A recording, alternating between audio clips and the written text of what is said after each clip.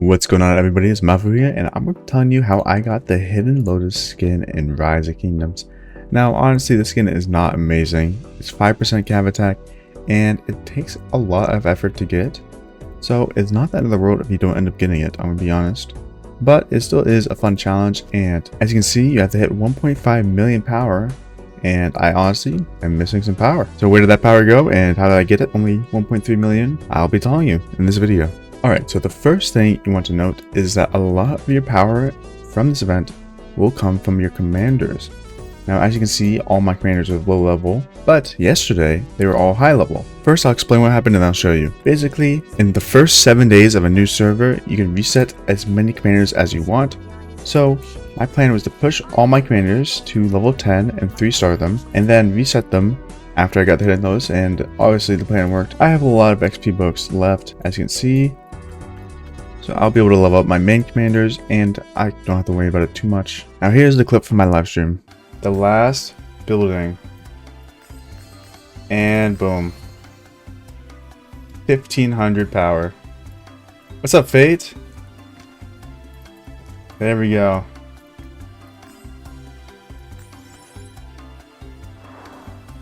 Just for you. Look at this. I'm resetting everything. Don't worry, I won't let you get zeroed. I'll be resetting all my commanders. Literally every single one. Except Double C. And City Keeper. Might as well use this feature because I want these commanders all the time. I'll get my stuff back. We already got the skin. If you can, better get it. I don't mind, exit out. I get all my stars back and everything. It's kind of beautiful. Get out of my city. I'll be leveling some of these commanders back up, but I just want to get everything reset. Get a clean slate, you know?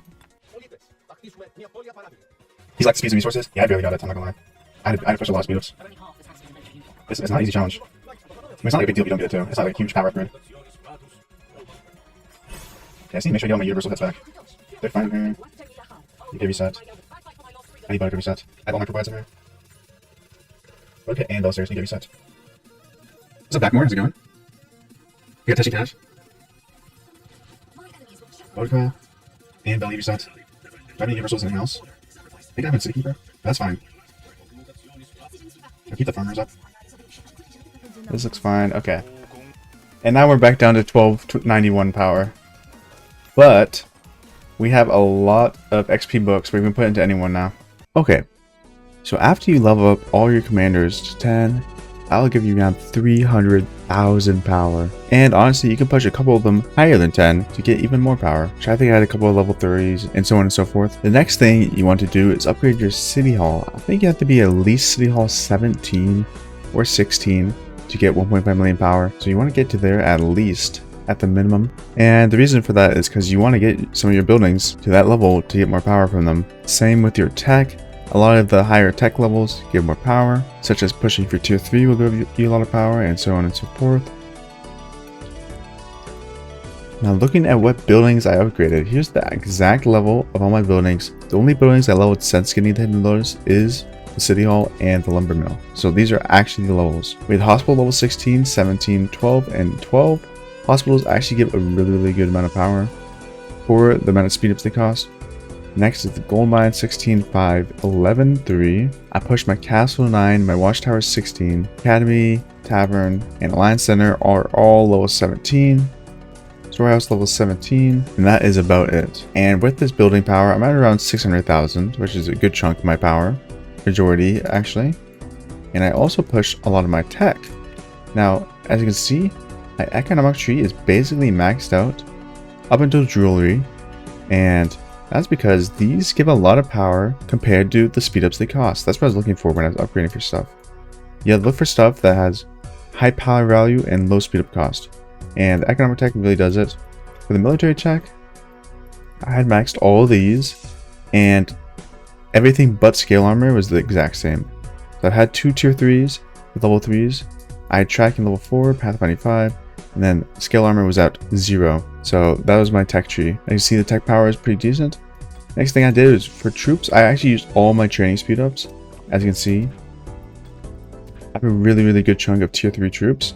And that is because I used every single training speed up to train troops, and I think it was worth it. I mean, it helped me in combat and it gave me a lot of power, so it had to be worth it. When you go in for the skin, you kind of have to use everything, and after you get the skin, you can just chill. I haven't pushed power or used speed ups in a minute. So now that we talked about the 4 ways I gained power, let me talk about how I gained the speed ups and resources to gain power. And first and foremost is the Lohar event. Now it's not in the event calendar anymore, but it was just here. We had the Lohar event, and I used literally every single bit of AP I had during it.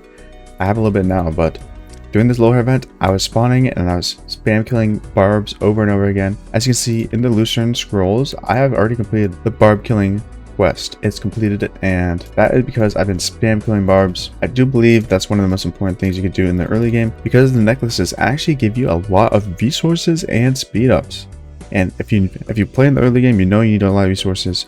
So this is one of the ways you can get a ton of speed ups and resources. The next strategy is, since you're pushing for the Hidden Lotus, you should have more power than the people around you. You should be able to make your way into a top alliance. Now, being in a top alliance has some benefits, including getting gold chests, getting helps fast, having good territory, so you're getting a lot of sanctums. It has a lot of benefits, and it's really important to push for your power in the early game and try to land yourself in the top 2, top 3 alliance. A lot of my speed ups actually came from gold chests that I received from my alliance members and opened them up and got speed ups from them. So that is really helpful. Another way you can get a lot of speed ups is from the scout.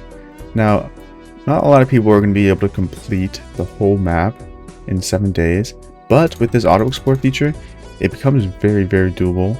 And once you complete it, you can turn all of your kingdom maps, I have one right now, you can turn them into 5-minute speed ups, get some more speed ups. Another thing that's important to do is push your VIP, and this is because you get a lot of benefits, especially building speed, research speed, and this will let you push more power for less speed ups. So you want to get your VIP as high as you can. Do not hoard your gems, just throw it all into VIP in the early game. You will not regret it. It might just give you the tiny boost you need to jump up. Now, if you are very close but you're not there yet, you can look in the VIP shop and get these other speed ups. I don't highly recommend it, but it is doable. If you need the extra speed ups, that is an option. But the thing is, the skin is not equivalent to how many gems you spend on speed ups. Like, the city skin is not amazing. As I mentioned earlier, I did not do this free to play, but it is possible free to play. As you see, we have a free to play player right here with the 1.5 mil skin. But I will be sharing with you which bundles I purchased, starting with the King's Coronation. Now, I did use Flux to get the King's Coronation up to the silver tier. There's a couple reasons why this bundle is really good for the early game. As you can see, you get a bunch of resources and speed ups, and if you get up to the silver tier, it'll complete the recharge event, which will give you a lot of stuff as well. I also got one daily chest, I got the growth fund, and that is it. I did get another pop-up bundle, which gave me more speed ups and resources, but that's all I did. But do keep in mind, it is possible free to play.